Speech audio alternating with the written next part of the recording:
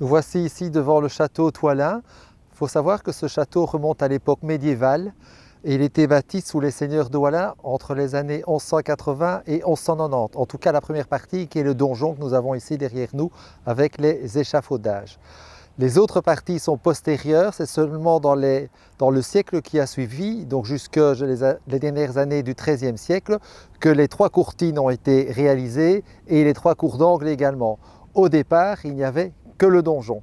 Il faut savoir qu'au départ, c'était effectivement les seigneurs de Thoilin. Il faut savoir que la lignée de Thoilin s'est éteinte en 1304 et après c'est passé dans d'autres mains, particulièrement la famille des de Glimes et des de Berck.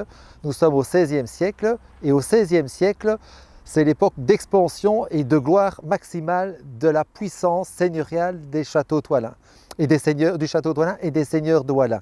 C'est sous les de Glimes et les de Berck qu'on transforme le château qui est à vocation défensive, comme tout château d'époque féodale, et qu'on le transforme en château de plaisance. C'est l'aile sud que nous voyons ici avec les grandes arcades. Après, ce château tombera dans de multiples mains. On arrive à la fin de l'Ancien Régime, et comme toujours à la fin de l'Ancien Régime, Révolution française, vente des biens nationaux, et c'est une des plus riches familles de Belgique qui va faire l'acquisition du château, à savoir la famille Crombé, qui avait acheté énormément de terres sur le territoire de Thoilin, entre autres, et notre micro-région en particulier, qui va gérer cette seigneurie, mais plus personne ne va y habiter dans le château. Il faut savoir que quand les seigneurs déjà n'y habitent plus, c'est le bailli, c'est-à-dire son bras droit qui va y habiter jusqu'à la Révolution française.